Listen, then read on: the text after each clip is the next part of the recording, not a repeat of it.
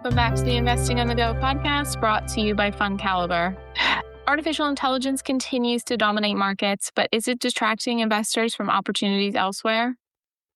I'm Darius McDermott from FundCalibre, and this is the Investing on the Go podcast. I'm delighted to be joined by Sam Withrow, who is the co-manager on the JP Morgan Global Equity Income Fund. Sam, good morning. How are you? Hi, good morning, Darius. Yeah, I'm very well, thanks. Thanks for having me on your podcast. No, thanks for spending some time. So let's start with US equities, the biggest part of a global equity benchmark, whether it be income or otherwise. How do you describe the current backdrop and sort of what particular opportunities are you seeing in the US market today? Yeah, so look, I think we've had a bit of a journey this year from a bit of consolidation at the beginning of the year, then the shock of the war in Iran and the ramifications that's had for global energy prices. But the one constant, more or less, through the last 6 months and indeed the last 18 months has been a bit of euphoria, frankly, about this new technology, AI, and the impact that it's going to have on markets, society, the world. And we can see that really very evidently in the shape of US equity market performance. So high beta and high momentum stocks have enjoyed, by some measures, possibly the best sort of rolling 12-month performance they've ever had since the end of the Second World War. So that gives you some kind of context as to the sort of the backdrop, the euphoric backdrop that we're witnessing in markets. And I extend that beyond the US to Japan and emerging markets as well, where we've seen very similar things play out. Now, this isn't happening in a vacuum. AI is happening. It is impacting the world at an incredibly fast rate. It is reshaping the sort of earnings picture for global equities. But it is also creating this sort of black hole of attention, just like sucking, all the focus out of the market. And we think leaving a lot of opportunity left on the table. And the thing that we particularly point to is the underperformance of what people broadly term as quality or high quality stocks in the last 12 months. They've experienced a very sharp drawdown. In some senses, that's just the flip side of the coin for this enthusiasm for high beta, high momentum stocks. But to us, that looks like the standout opportunity, because in the very long run, high quality businesses are your friend. High return on capital, high free cash flow margins. These are the things that act as real tailwinds for long-term equity returns. And some of those quality sectors you would, again, traditionally expect to have fair dividends, but maybe those high growth, high capex, not to coin your phrase, but euphoria stocks maybe, traditionally would be less dividend paying. How does that affect you as a global equity manager? Do you try to have some of the sort of very low paying dividends with higher growth? How do you put that together? Yeah, so we've always had this flexibility inherent in our process that says, we will look at, any sort of global large cap company that pays a dividend. We break our universe into three specific cohorts of opportunity: the fastest dividend growth stocks on one end, the sort of classic steady high yielders on the other, and then this, compounding resilient dividend growth cohort in the middle. So we've always had the sort of full flexibility, to access stocks along the dividend paying spectrum. Now, it's true that a sort of portion of that super high octane, predominantly tech cohort that's been driving markets over the last couple of years, that remains non-dividend paying. And we're pretty style pure when it comes to accessing those stocks. We're not going to buy stocks that don't pay dividends. But there is a large part of it that has been paying dividends and has been growing dividends, commensurate with, the fantastic earnings growth. Even NVIDIA finally raised their dividend 25 times in the most recent quarter. Now, the yield is still very modest, about 50 basis points, but it's starting to show intent that some of these businesses are kind of growing up and becoming a bit more mature. So, in aggregate, the shape of the portfolio remains one that is skewed towards sort of high quality, slightly defensive businesses But at the same time, we do want to get a fair bit of, this sort of growth excitement into the portfolio as well. But it is real, it is tangible, and it is delivering dividend growth. Yeah. Well, that maybe sort of leads me to my next thought, because, as you buy companies that have dividend, even if they are small, that means there's obviously a part of the market you cannot own. And, some of those high growth tech, AI, semiconductor stocks, call them what one might like, aren't available to you. Yet TSMC, given this is a global fund and you can go anywhere, is still your largest holding. I've had other people say to me they think it's the most quality company on the planet, but still pays a reasonable dividend. Is that how you get most of your tech exposure? Yeah. Okay. Well, I'm glad to hear I'm not the only one who thinks that. Look, the way we approach technology, and I think particularly today is to say, look, in aggregate, maybe we're not necessarily going to be able to be overweight this category, given the predominance of still low yielding companies within that. But we're going to try and have a really decent allocation here, because there are some fantastic, high quality, resilient dividend payers. And the reality is where the growth is happening within the world and has been happening for some time, and we shouldn't have our head in the sand around that. I think what we're trying to do within technology today is trying to have balanced exposure to what Jensen Huang, the CEO of NVIDIA, calls the AI layer cake. And this is really the sort of the different business models that come together to ultimately deliver what we're using, day by day in terms of, agents or chatbots or whatever it might be. So we have a chunky exposure to the AI picks and shovels, the CapEx beneficiaries, of whom TSMC, I think, is the shining example of the company, which really has the most impregnable moats out there. It has been a fantastic dividend payer, resilient dividend growth for many, many years. We're then trying to have some exposure to the AI enablers in the middle. These are the companies spending the money that TSMC is receiving. So these are the classic hyperscalers, the Microsofts of the world that, slightly fallen out of fashion recently because the market is increasingly concerned about the scale of this CapEx spend. We can get onto that, but our view would be, actually broadly, this is justified, and that we're approaching a point where I think these companies are going to start to prove that this CapEx is generating a really healthy return. Where we've been a bit more cautious of late is in the sort of digital businesses at the top of the stack that are, A, using AI, but B, also potentially imperiled by AI. There's a sort of cohort stock, the market's term, sort of AI losers. And I think there's some credibility to that, frankly. Software companies in particular, we worry are going to have a slightly different gross margin structure going forward. It's no longer totally free for them to serve the next incremental customer. By using tokens, they're turning a fixed cost leverage into variable cost leverage, and that's probably going to be lower margins for them going forward.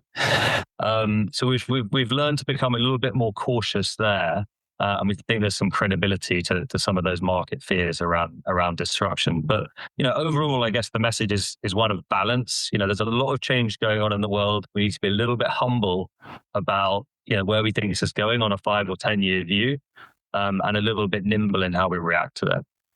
Right. Well, one can't avoid technology and the hyperscalers and AI and all of that infrastructure, but it's not the only part of the market available to you as a global equity income fund manager. So let's talk about some of the other parts for a little bit. Financials, one of your largest sector overweight, had a pretty good run. Certainly the US banks, European banks, UK banks. But obviously financials isn't just banking, it's multiple other subsectors. What areas are you liking, and where are you still sort of got high convictions with hopefully some nice dividends as well? Yeah. I mean, I'll just come back to something you said at the beginning, Darius, there is that, there is a world outside of technology. Of course there is. What is true though, is that for most of the last 3 years, there hasn't really been any earnings growth outside of technology. The world has been coping with, I think, what we call a sort of prolonged COVID hangover. As all the sort of good stocking that happened over that period has become gradually digested.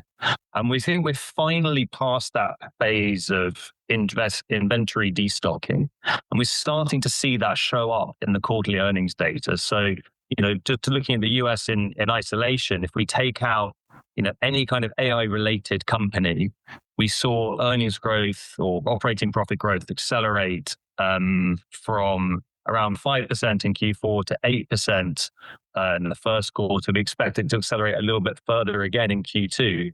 So, just to put some tangible numbers on your statement, I think it is happening. There is a broadening out going on.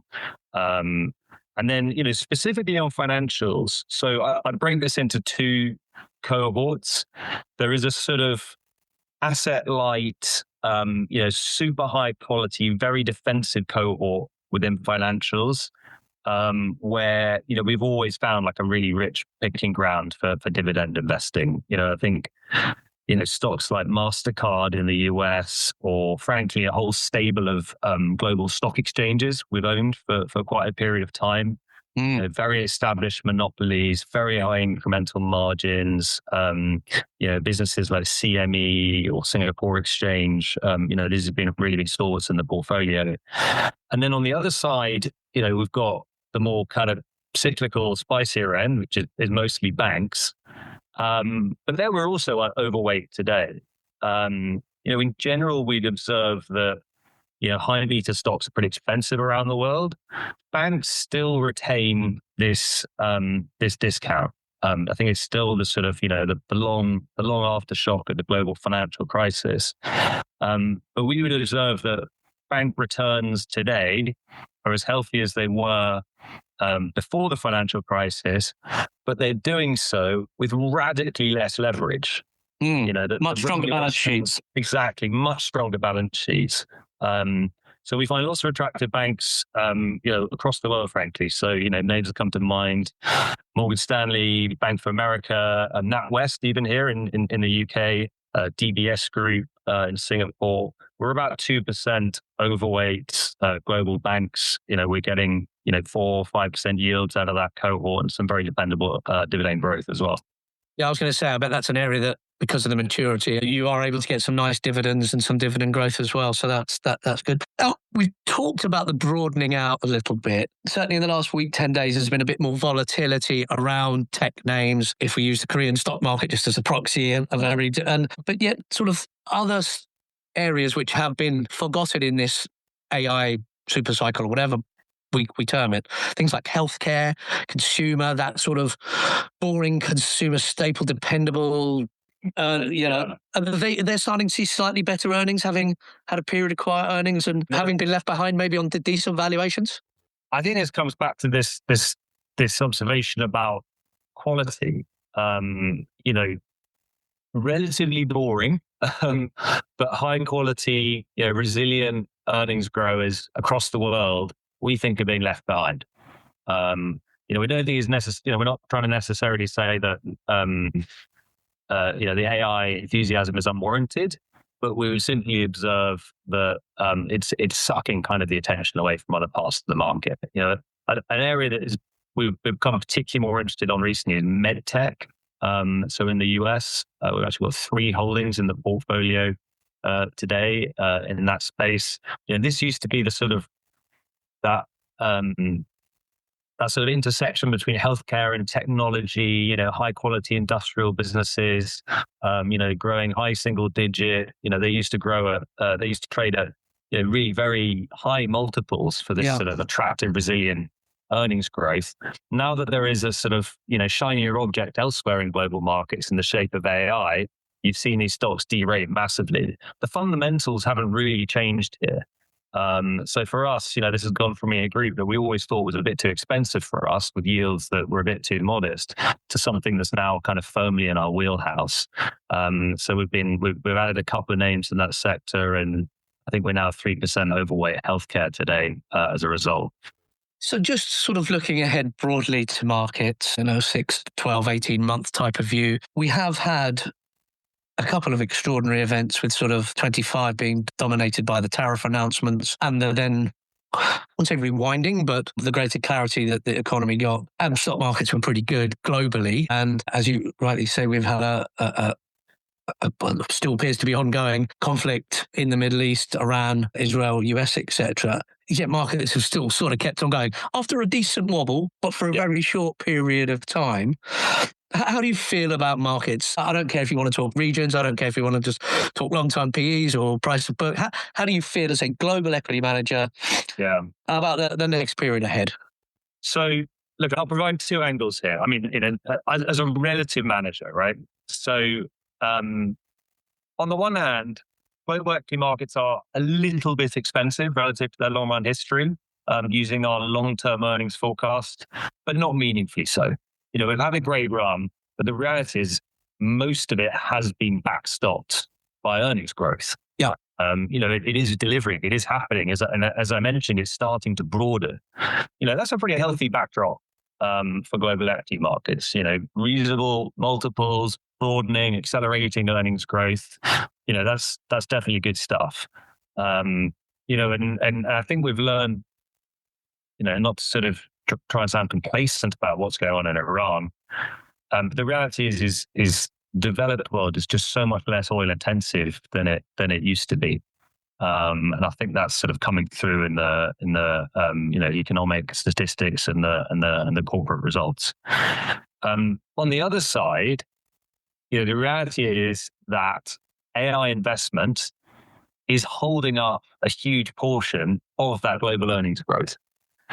So if we have any wobble in the narrative around, the success and advancement of AI into consumer lives, into corporate workflows, and there's any suggestion that AI investment trajectory is tapering, let alone falling, just the weight of these stocks and global indices means that you're going to have quite a serious market correction.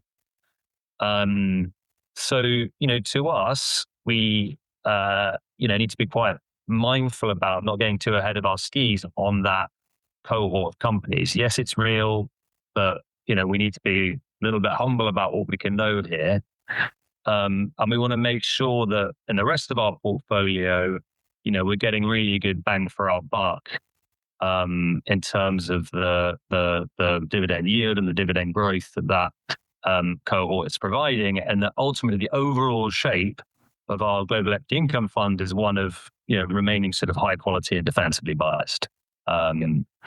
We exist to provide some downside protection to our clients in times of market stress, as well as trying to give them as much of the upside as we can. Maybe then just finally, because this is a global income fund, a 1 minute summary on the fund from you, just as our listeners go knowing what it is they get on the tin when they buy this product. Yeah. So I'll give you what I think are the most important stats about the fund today. We offer a 42% yield premium to global equity markets. We think that's pretty attractive. And we're doing so whilst also delivering what we think is very compelling dividend growth prospects. So we think over the next 5 years, the dividends in our portfolio from the companies that generate them are going to compound at about 7% per year. So, take that, align it with the near 3% dividend yield that the fund is offering. Even if we take apart any kind of appreciation, depreciation kind of perspectives, that's close to a 10% nominal total return. And that's a pretty attractive opportunity, we think, in a sort of cross asset perspective. And we're doing that whilst maintaining the overall ethos of wanting to remain sort of high quality and defensive. So the free cash flow margins of the companies in our portfolio, which we think is the sort of the cleanest indicator of quality, profitability, those are about 150 basis points higher than the average of global equity markets. So, we're delivering this high yield, we're delivering this faster dividend growth, and we're not sacrificing on quality at the same time. And ultimately, all this should lead into some results that, like I said, allow investors to participate in market upside up to a certain extent, but also protect them in those tougher periods of market stress. Sam, thank you very much. That's really concise and a great chat on equities. Nobody can avoid a chat in equities without talking about AI today. I think we've covered that nicely. So thank you very much, Sam. JPM Global Equity Income is a core equity income fund. It has a value tilt and will invest globally, including in emerging markets and large to mega cap stocks. To learn more about the JPM Global Equity Income Fund, please visit FundCalibre.com. And whilst you're there, don't forget to subscribe to the Investing on the Go podcast, available wherever you get your podcasts. Please remember, we've been discussing individual companies to bring investing to life for you. It's not a recommendation to buy or sell. The fund may or may not still hold these companies at the time of listening. Elite ratings are based on FundCalibre's research methodology and are the opinion of FundCalibre's research team only.